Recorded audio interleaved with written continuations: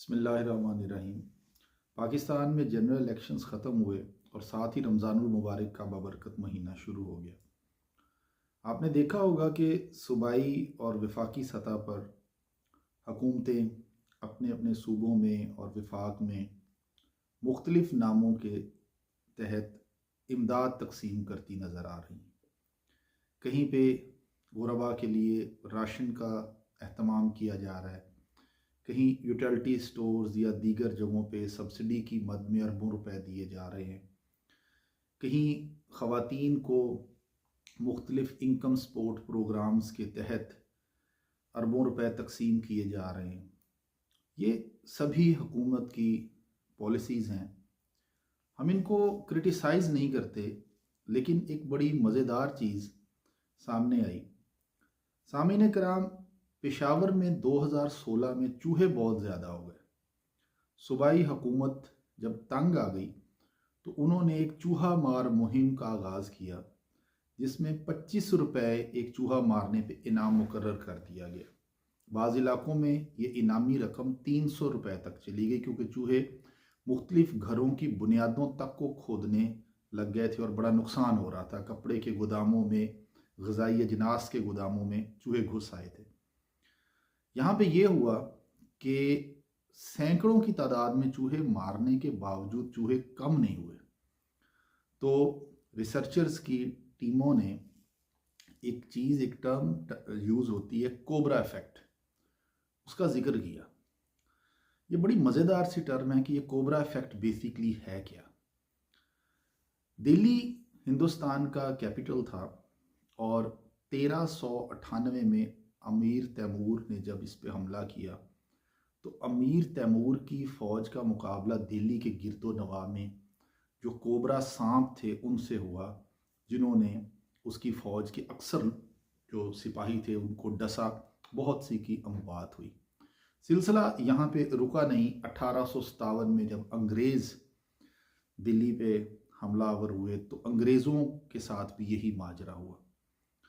अब अंग्रेज़ सरकार चूँकि दिल्ली के तख्त पे काबिज़ हो गई तो उन्होंने देखा कि इन सांपों से निपटने का क्या तरीका है, कैसे हम इन सांपों से छुटकारा पाएं जो आए रोज़ हमारे सिपाहियों को डसते हैं।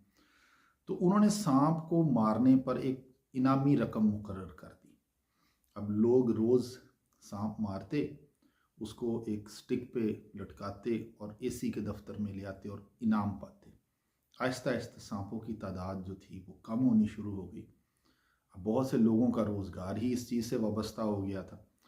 तो लोगों ने क्या किया, उन्होंने घरों में सांप पालने शुरू कर दिए।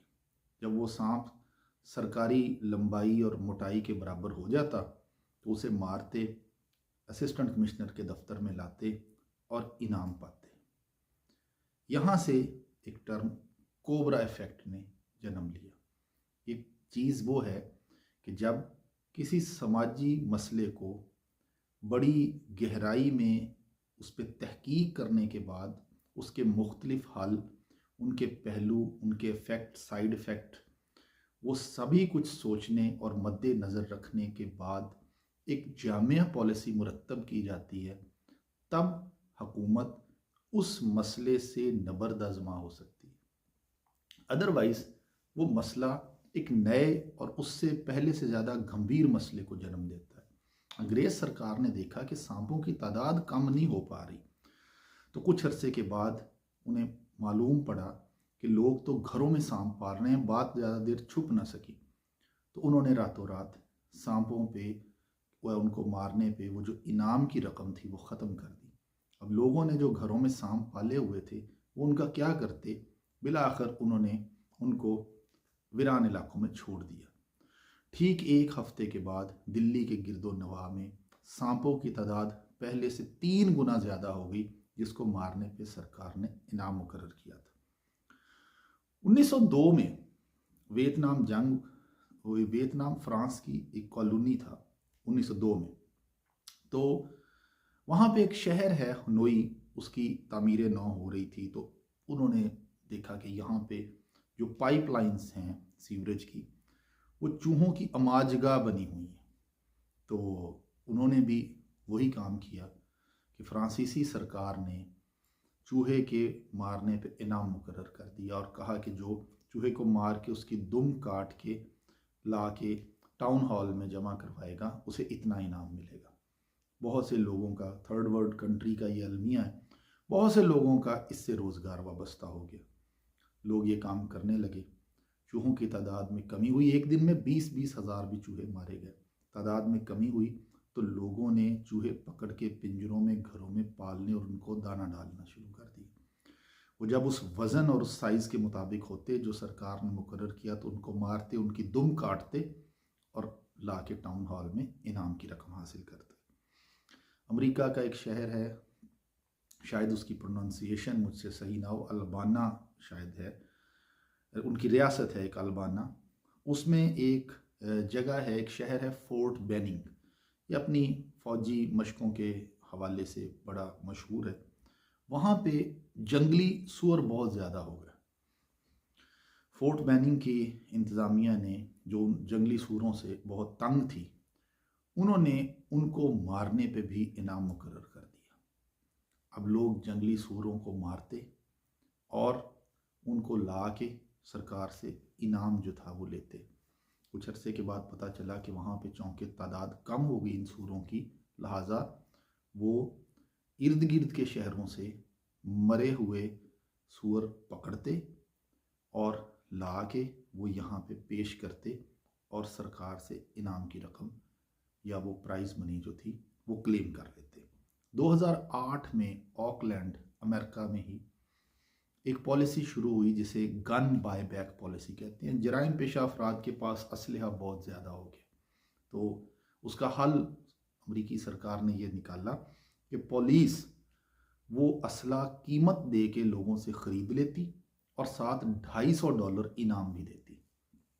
रिज़ल्ट ये निकला, क्योंकि बहुत गहराई में सोचो विचार के बाद पॉलिसी तरतीब नहीं दी गई थी, लोग अपना पुराना जंगलूद और खस्ता हाल असलहा जमा करवाते पुलिस को, उसकी कीमत वसूल करते, $250 साथ वसूल करते और किसी करीबी रियासत से बेहतरीन और जदीद हथियार लेके अपने पास रख लेते। कुछ अरसे के बाद पुराने हथियार इर्द गिर्द की स्टेट से इस कदर बड़ी तादाद में ऑकलैंड में आए कि पुलिस के पास वो हथियार लोगों से ख़रीद कर उनकी कीमत और साथ $250 की इजाफी रकम अदा करने की हिम्मत ही नहीं रही। इस तरह की बहुत सारी मिसालें हैं, घंटों बयान की जा सकती हैं।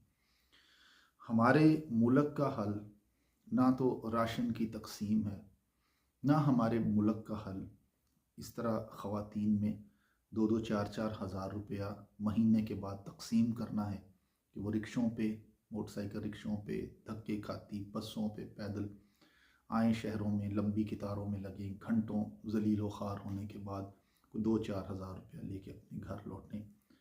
उनकी हालत उस 2-4 हज़ार से नहीं बदलनी, लेकिन सरकार पे अरबों रुपए का बोझ ज़रूर पड़ता जाना है। राशन 20 किलो, 10 किलो का थैला, कोई किलो एक दाल, कोई 1-1.5 किलो चीनी, ज़रूर एक घर की कोई हफ्ता, 10 दिन की, 5 दिन की ज़रूरत पूरी कर सकती है, लेकिन शायद एक माह की ज़रूरत भी पूरी ना कर सके।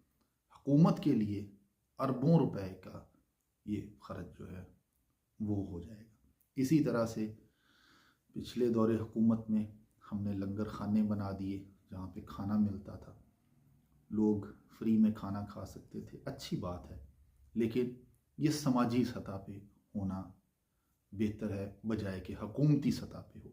फिर इसी तरह से पनाहगाहें बना दी कि जो लोग बेघर हैं। पाकिस्तान में अल्हम्दुलिल्लाह लोग फैमिलीज़ के साथ रहते हैं, और जो मज़दूरी के लिए बड़े शहरों में गए हैं, वहाँ बड़े शहरों में पब्लिक ट्रांसपोर्ट का इंफ्रास्ट्रक्चर बहुत खस्ता हाल है। वो बड़े किराए दे के उन पनाहगाहों तक शायद नहीं जा सके, और मनशियात के आदी अफराद और इस तरह के लोग जो हैं उन्होंने वहाँ पे ज़्यादातर वक़्त गुजारा। खाना ज़रूर मिला, रिहाइश ज़रूर मिली, कि अगर इसका ऑडिट किया जाए तो अरब रुपया रियासत पाकिस्तान का इस पे ख़र्च हो गया। इस तरह की वक्ती स्कीमें जिससे हुकूमत के अमायदीन की गुडविल बनती है, उनका बड़ा नाम बनता है, या आप कह लें कि बड़ी शोहरत होती है, उनकी तस्वीर लगती हैं उन चीज़ों पे, उससे यकीनी तौर पे उनको तो शायद कुछ ना कुछ सियासी फ़ायदा हासिल हो जाता हो, और कुछ ना कुछ फ़ायदा बहरहाल आवाम को भी हो जाता है, चाहे वो चंद दिन के लिए, 2 4 5 दिन के लिए ही हो। लेकिन रियासत उसका बोझ बर्दाश्त नहीं कर सकती। एक लंबे अरसे तक रियासत मुतहम्मल नहीं हो सकती कि वो अपने शहरियों को एक अफरादी कुव्वत की बजाय एक खैरात के ऊपर पलने वाला हजूम बना ले। इस तरफ सोचने और तवज्जो देने की ज़रूरत है। लोगों को, हमारे शहरियों को, पाकिस्तान की आवाम को रोज़गार की ज़रूरत है। पढ़े लिखे हैं या हुनरमंद हैं या अनपढ़ हैं, किसी न किसी उनकी काबिलियत या उनकी सलाहियत के मुताबिक उनको बड़ा, दरमियाना या छोटा रोज़गार मिलना ज़रूरी है, जिससे वो अपना और अपने अहले खाना का पेट पाल सकें, उनको उनकी ज़िंदगी की दौड़ को आसान बना सकें, ना कि हम उन्हें खैरात पे, ज़कात पे, राशन पे, लंगर खानों पे और इस तरह की जो एक इमदादी हमारी स्कीमें चलती हैं, इन ट्रकों की बत्ती के पीछे लगा के हमने को 70 75 76 साल गुजार लिए हैं। ज़्यादा शायद हम इस तरह ज़कात और खैरात पे अपने अवाम को आदी बना के इस रियासत को ना चला सकें। मेरी दरख्वास्त होगी कि जो भी साहिब इक़्तिदार हैं या जो लोग साहिब अक़ल हैं, जो सोच रखते हैं, वो इस चीज़ पर इस तरफ तवज्जो दें। रमज़ान मुबारक। अल्लाह हाफ़िज़।